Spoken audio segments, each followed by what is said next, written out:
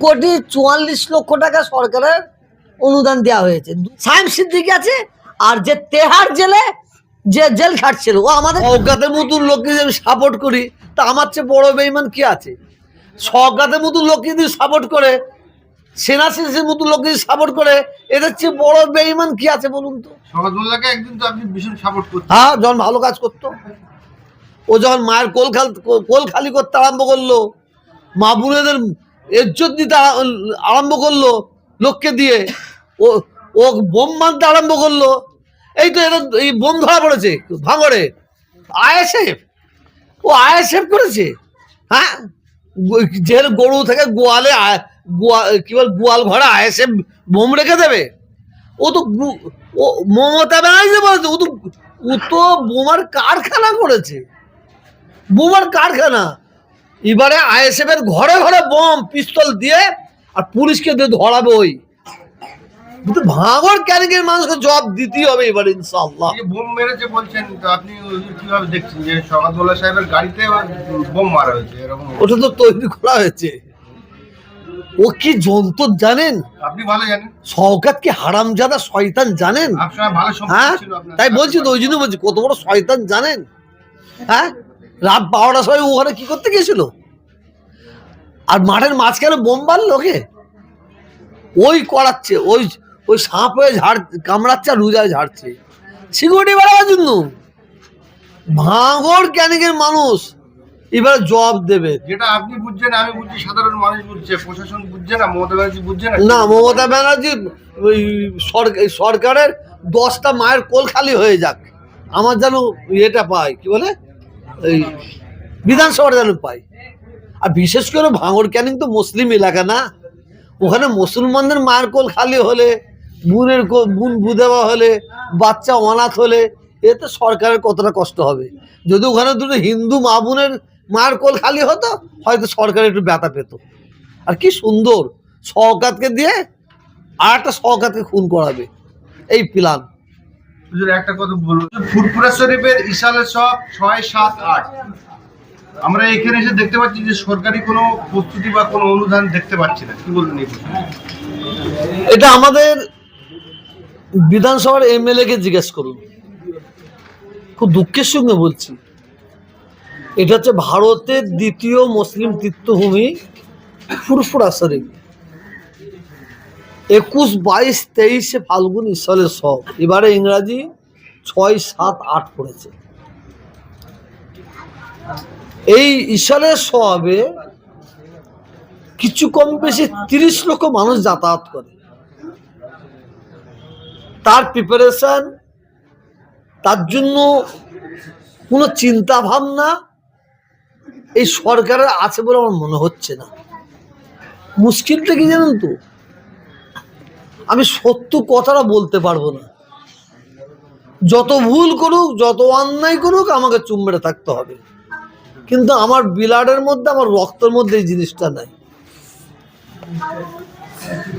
এই 30 লক্ষ মানুষের জন্য এবছরে যেটা শুনলাম, 2,44,00,000 টাকা সরকারের অনুদান দেওয়া হয়েছে। 2,44,00,000 টাকা। কিন্তু আমরা এখান থেকে কিছু দেখতে পাচ্ছি না। এটা বলতে চাইছি তো, 2,44,00,000 টাকা অনুদান দেওয়া হয়েছে। কত লক্ষ মানুষের জন্য? 30 লক্ষ, প্রায় 30 লক্ষ কম বেশি।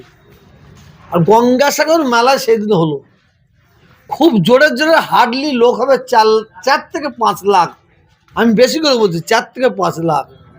তাতে খবর নিয়ে দেখলাম, জানতে পারলাম 240 কোটি টাকা খরচা করা হয়েছে। 240 কোটি আর 2,40,00,000। যোগীর রাজ্য লোক আসবে, মোদির রাজ্য লোক আসবে, আমি এটা, আমার কোনো আপত্তি নাই। তীর্থযাত্রীদের জন্য 200 কেন 400 কোটি টাকা খরচা করা হোক। ওখানে লোক আসবে, অন্য রাজ্য থেকে লোক আসবে, তাদের জন্য খুব জোর 4 থেকে 5 লাখ লোক হায়েস্ট, এর বেশি হবে না, 5টা বেশি হবে না। 240 কোটি টাকা অনুদান দিয়েছে আমাদের রাজ্য সরকার। আর আমার এই ফুরফুরা শরীফ ভারতের দ্বিতীয় মুসলিম তীর্থভূমি। এই ফুরফুরা শরীফে বাংলার মানুষ 90% বাংলার মানুষ আসবে, তার জন্য মাত্র 2,40,00,000 টাকা দিয়েছে। 2,40,00,000 অনুমোদন করার পরে আপনার ঘুরে ঘুরে দেখেন, আজকে ইংরাজি কত তারিখ? আজকে 27। আজকে 27 তারিখ, কোনো কাজ হয়নি। শুধু এক জায়গায় ওই লাইট দেখলাম আসার সময়, জুমার নামাজ পড়ে আসতে যে দেখলাম কিছু লাইট সাজানো হচ্ছে।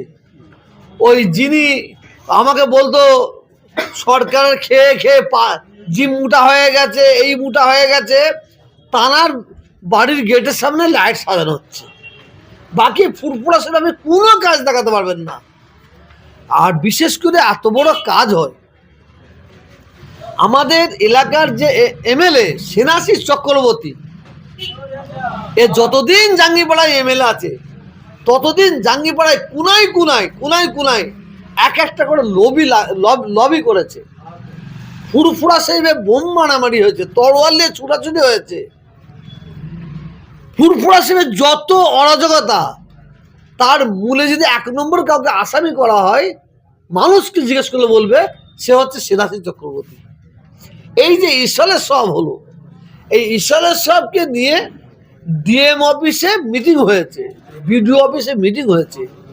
ডিএম অফিসে আমার 2-4টে ভাইপো গেছে। ভাইপো, আপনি বিশ্বাস করবেন না, এই ইসলের সবকে নিয়ে আমাদের বয়োজ্যেষ্ঠ পীরজাদা, পীর ইসমাইল সিদ্দিকী, পীর হোসেন সিদ্দিকী, পীর ইউসুফ সিদ্দিকী, পীর ইব্রাহিম সিদ্দিকী, পীর ওমর সিদ্দিকী, হ্যাঁ, কাউকে বলা হয়নি, মানে গিরাজ্যই করেনি। জিয়াউদ্দিন সিদ্দিকী, পীরজাদা জবিউল্লাহ সিদ্দিকী, পীরজাদা জিয়াউদ্দিন সিদ্দিকী, পীরজাদা কি বলে ইসহাক সিদ্দিকী, এবং ইসমাইল হুজুর কোয়াবা সিদ্দিকী, হুজাইফা সিদ্দিকী, আবুজা সিদ্দিকী, হ্যাঁ, কাউকে বলেনি। আপনি তো সবার নাম বাদ দিয়েছেন, তাহলে ডাকলো কাদের? ওই তো ডেকেছে। কাকে ডেকেছে? হ্যাঁ, মানে খুব দুঃখের সঙ্গে বলছি, ডেকেছে। এই আপনি বিডিও অফিসে দেখলাম, ওতে সাইম সিদ্দিকী আছে, হ্যাঁ, সাইম সিদ্দিকী আছে। আর যে তেহার জেলে যে জেল খাটছিল, ও আমাদের কেউ নাই, ও আমাদের বংশের কেউ নাই। এই দুজন গেলে ইসলাম সাহেব মিটিং করছে। হ্যাঁ, ডিএম অফিসে 4-5টা পীরজাদা গিয়েছিল, হয়তো তাদের সঙ্গে ব্যবহার করে না, তারপরে তাদের আর বিডিও অফিসে দেখা যায়নি। এই সেনাশিস চক্রবর্তী এই ফুরফুরা শরীফ থেকে শেষ করার জন্য বহু চক্রান্ত করছে। উনি ইসল সাহেবে কয়েকজন ওনার তেল মারবে কেন জানেন তো? কিছু পানির বোতল নিয়ে আসবে, উনি বাড়ি বাড়ি পৌঁছে দেয়। কাকে? একে 200, ওকে 400, আর আমাদের কয়েকজন 5-8 তো আছে, তারা পানি নেবার জন্য উনি অন্যায় করলেও ওনাকে সাপোর্ট করবে। যাক, বাদ দেন। এই সেনাশিস চক্রবর্তীর দ্বারাই ফুরফুরা শরীফ নয়, জাঙ্গিপাড়া এলাকায় লবি আর লবি। এটা জাঙ্গিপাড়ার মানুষকে জিজ্ঞেস করবেন। আর ফুরফুরা শরীফে পিসাবদের মধ্যে লবি লাগাবার একটা বড় চক্রান্ত এই সেনাশিস চক্রবর্তী করে, তার প্রমাণ এবারে ইসলে সব হচ্ছে। বাংলার মানুষ দেখছে, আর আমি বাংলার মানুষকে দেখার জন্য অনুরোধ করব।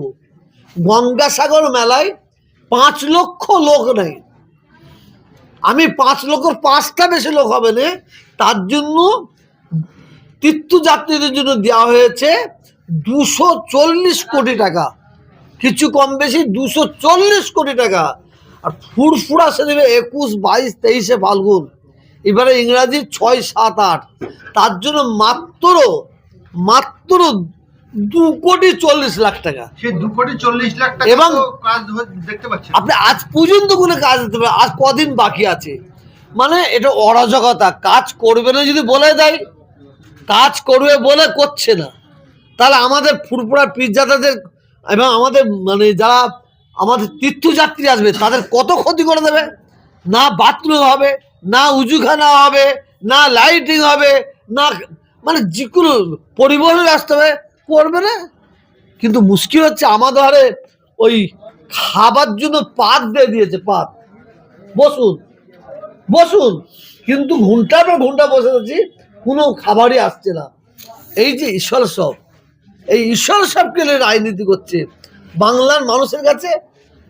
আমার একটাই বক্তব্য, আমি সত্য কথাটা বলি বলে এই অপরাধ। আপনি তৃণমূলের বিরুদ্ধে সরাসরি বিরুদ্ধে বলছেন। দাদা হুজুর কেবলার নামে, দাদা হুজুর কেবলার নামে মুসাবের খানা করা হয়েছে, আর সেই মুসাবের খানায় রাতের অন্ধকারে মহিলারা যাতায়াত করে, সেই মুসাবের খানায় কি বলে মদের আড্ডা বসে, সেই মুসাবের খানা ব্যায়ামের অফিস তৈরি করা হয়।